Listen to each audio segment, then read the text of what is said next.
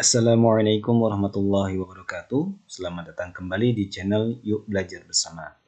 Oke teman-teman semuanya, kali ini saya akan membahas soal-soal yang berkaitan dengan ekonomi untuk persiapan SBMPTN untuk SMA. Tapi soal ini mungkin bisa juga digunakan untuk persiapan anak-anak SMA dalam menghadapi PTS atau PAS. Baik, kita lihat soal yang pertama di sini ada manusia selalu berusaha memenuhi kebutuhan hidupnya melalui berbagai cara sesuai dengan kemampuannya untuk mencapai kesejahteraan. Oh, ini ada dua ya, untuk mencapai kesejahteraan. Pernyataan ini merupakan kata kuncinya adalah kita lihat berusaha memenuhi kebutuhan. Artinya ini kan melakukan sebuah aktivitas atau melakukan sebuah kegiatan. Maka pernyataan ini merupakan bentuk dari tindakan ekonomi. Nah, ada yang namanya motif ekonomi, ada yang namanya prinsip ekonomi. Nah, kalau motif ekonomi berarti ini yang berkaitan dengan dorongan atau yang berkaitan dengan alasan seseorang melakukan kegiatan ekonomi. Kalau prinsip ekonomi ini berkaitan dengan proses ada yang namanya maksimisasi sama minimisasi. Kalau yang maksimisasi berarti berupaya untuk kalau yang bagian produksi berarti berupaya untuk menghasilkan keuntungan yang semaksimal mungkin. Kalau minimisasi berarti berupaya untuk mengeluarkan modal sekecil-kecilnya. Oke, jadi yang pertama jawabannya adalah tindakan ekonomi. Soal yang kedua, kita berikan nomor dahulu. Untuk soal yang kedua, berpindahnya produk dari suatu wilayah ke wilayah lainnya akan menciptakan, berarti di sini bagiannya adalah pindah tempat. Berarti manfaat tempat. Nah, ini mudah ya. Selanjutnya, soal nomor ketiga. Pernyataan di bawah ini yang benar kecuali. Bagian yang kecuali. Kita lihat yang A. Biaya tetap tidak ditentukan oleh jumlah output. Kalau biaya tetap berarti betul kan? TFC itu tidak ditentukan oleh quantity atau output. Ini sudah betul pernyataannya. Tapi kita lihat, sedangkan biaya variabel ditentukan oleh jumlah output. Oh, ini berarti jawabannya langsung ya. Oh, sorry. Ini yang diminta adalah kecuali. Berarti yang A bukan jawabannya, karena yang A itu betul. Nah, biaya tetap tidak ditentukan output, biaya variabel ditentukan oleh output. Nah, ini sudah betul, karena di sini yang dimintanya kecuali, yang bukan.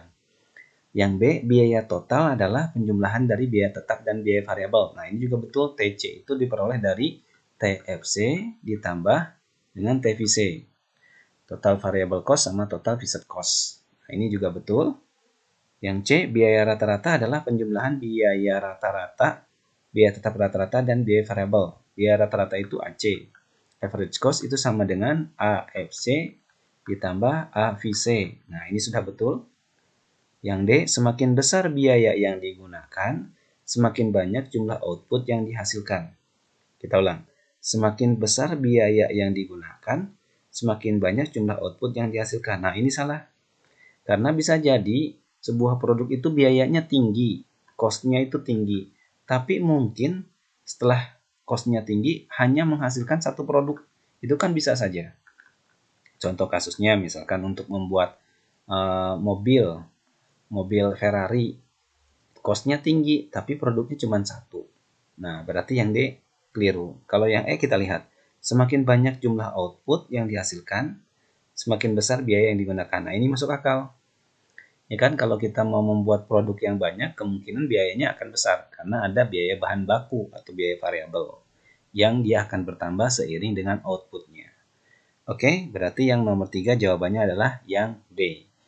Selanjutnya, soal nomor yang keempat. Jika seorang konsumen terus menambah jumlah barang yang dikonsumsi, berarti ini teori perilaku konsumsi. Nah, kalau berkaitan dengan teori perilaku konsumsi, berarti ini kalau teorinya ada hukum Gosen. Ada Gosen 1 sama Gosen 2. Nah, kalau bicara tentang kurvanya, nanti ada indifferent curve, sama satu lagi adalah budget line. Kalau indifferent curve itu berarti kombinasi dua barang. Nah, ini pun sama budget line, kombinasi dua barang. Tapi yang membedakan, kalau indifferent curve itu berkaitan dengan kepuasannya sama. Kalau yang ini berkaitan dengan anggarannya sama. Nah, itu perbedaannya, indifferent curve sama budget line. Kita lihat, di sini hanya berkaitan dengan utilitas, berarti berkaitan dengan biasanya total utility atau marginal utility. Kita lihat, jika seseorang terus menambah jumlah barang yang dikonsumsi, utilitas total cenderung terus meningkat. Nah, ini bisa jadi utilitas itu cenderung meningkat, tapi bisa juga nanti dia akan turun. Jadi yang ini, kalau kita gambar kurvanya kan, kalau untuk total utilitas dia begini, awalnya dia naik, tapi lama-kelamaan dia turun. Nah, ini ada posisinya dia maksimum, ada juga posisinya dia turun. Jadi yang A itu bukan pilihan, karena ada kondisi dia turun. Awalnya betul memang naik, tapi lama-kelamaan dia akan turun. Jadi yang A, dia keliru. Utilitas cenderung terus menurun juga keliru, karena ada posisinya dia naik. Kemudian utilitas marginal cenderung terus meningkat. Nah, kalau untuk marginal dia akan seperti ini. Jadi awalnya marginal itu seperti ini. Nah, dia memang cenderung menurun harusnya, karena kan dia awal dari sini sampai sini.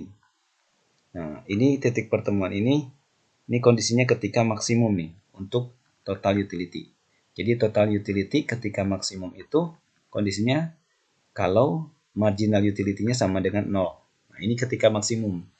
Jadi kalau ada pertanyaan kapan total utility maksimum, yaitu ketika marginal utility-nya sama dengan 0. Nah, untuk soal ini, jika seseorang konsumen terus menambah jumlah barang yang dikonsumsi, maka utilitas marginalnya cenderung terus meningkat. Ini keliru kan? Karena dia turun. Berarti jawabannya adalah yang D, utilitas marginal cenderung terus menurun. Oke, selanjutnya soal nomor yang ke-5. Kita lihat nomor yang kelima. Peran yang dimainkan oleh para pelaku ekonomi antara lain sebagai berikut. 1. Sebagai pengguna faktor produksi. Nah, kalau pengguna faktor produksi berarti itu RTP. Karena yang menggunakan faktor produksi seperti skill, modal, tenaga kerja itu rumah tangga produsen. Pemilik faktor produksi. Nah, berarti ini RTK. Karena yang punya tenaga kerja, modal, tanah, dan sebagainya itu adanya di konsumen. Penghasil barang dan jasa. Nah, ini berarti RTP, rumah tangga produsen. Pengguna barang dan jasa, berarti ini rumah tangga konsumen. Penyedia faktor produksi sama dengan pemilik, berarti ini RTK. Nah, pertanyaannya, peran yang dapat dimainkan oleh rumah tangga konsumen atau RTK. Pengguna faktor produksi, keliru. Karena pengguna faktor produksi itu pasti RTP. Pengguna faktor produksi ini keliru. Yang ada pengguna berarti keliru ya, pengguna faktor produksi. Pemilik faktor produksi betul. Penghasil barang dan jasa ini keliru. Berarti yang C juga bukan. Pemilik faktor produksi betul. Pengguna barang dan jasa betul.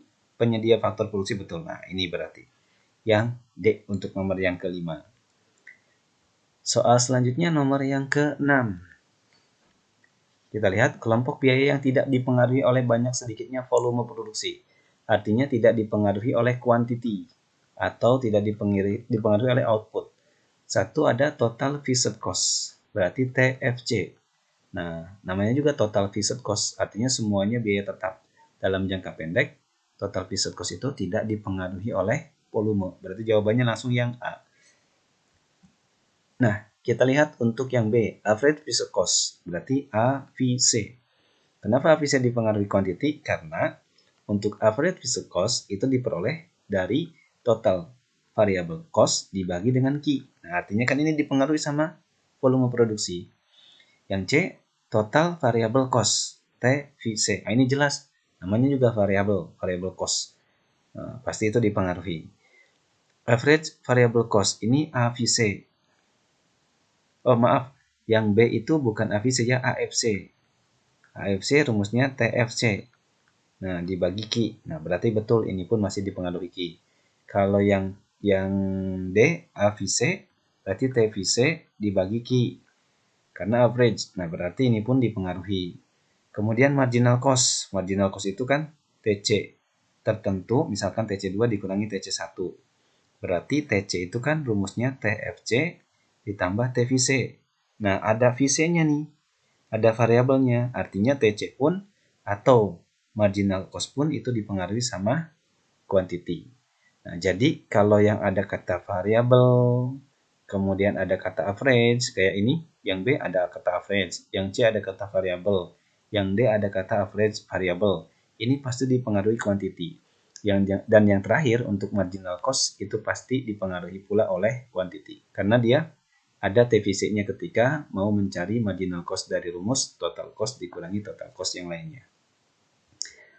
Terakhir soal nomor 7, biaya yang dikeluarkan oleh perusahaan konveksi untuk membayar bahan baku. Nah, ini gampang. Bahan baku itu berarti kan material. Artinya kalau material itu dia masuk ke variabel. Karena semakin banyak bahan baku atau semakin banyak material yang digunakan, maka semakin banyak pula output yang akan dihasilkan. Jadi di sini kategorinya adalah yang B biaya tetap bukan, biaya variabel. Nah, ini dia. Biaya variabel cost. Oke teman-teman, semoga bermanfaat. Jangan lupa untuk tekan like, share, dan subscribe. Demikian terima kasih. Sampai berjumpa di video selanjutnya. Assalamualaikum warahmatullahi wabarakatuh.